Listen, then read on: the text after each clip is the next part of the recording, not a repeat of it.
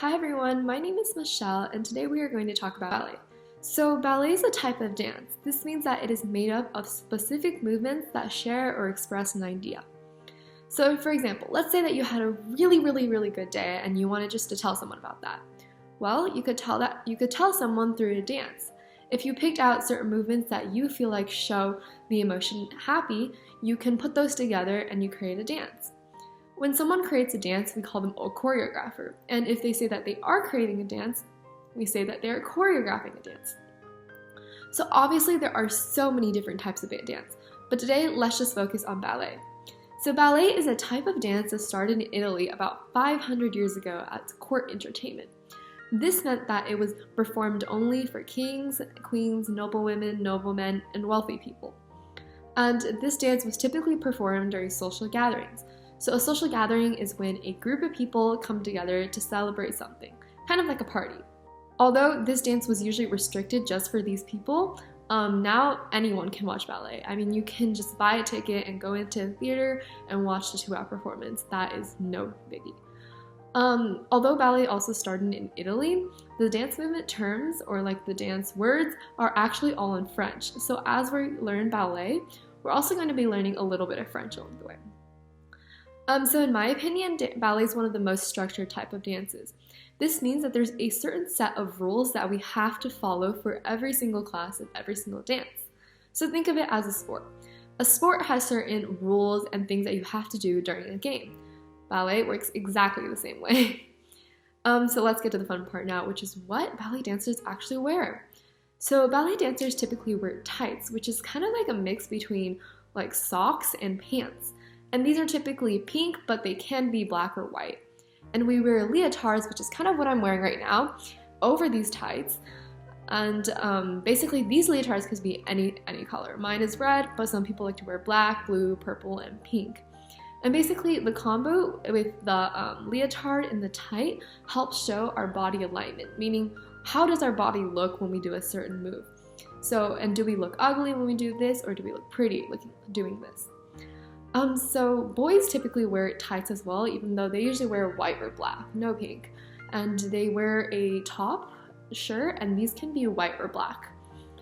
So yeah, and then on stage, female ballet dancers typically wear tutus. And tutus are just like a circular dress that poofs outwards, that pop out on the sides.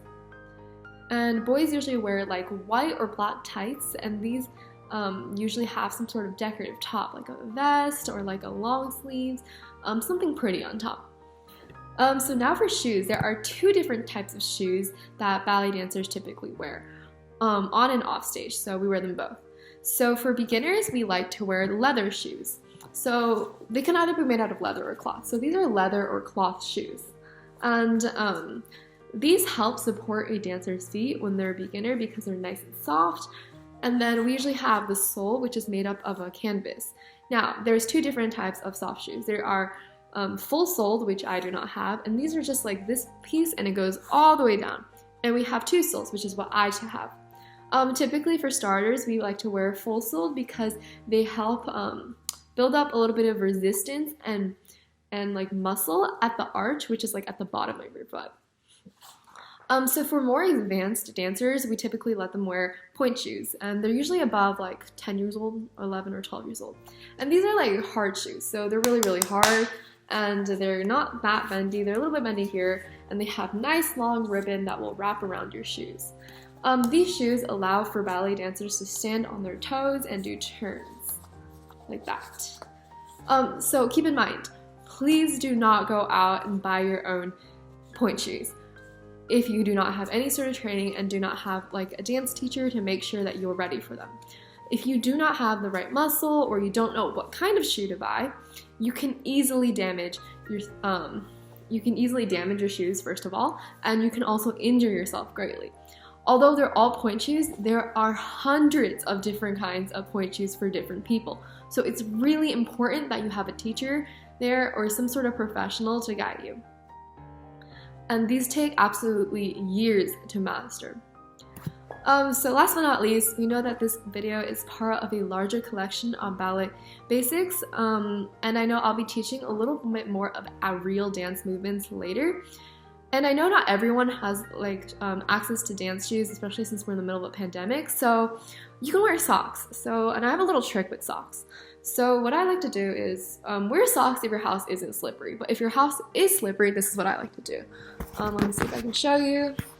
So what I do is I typically like to wear this, I like to wear the sock all the way like this, and then I grab the ends and then I peel it back, and sometimes this sock is a little bit long, so I do it one more back here. And this way it covers half your shoe, so it's not that slippery, but at the same time it's slippery enough for you to do movements on, such as turns. So thank you so much for your time for watching this video, and I'll see you next time. Bye!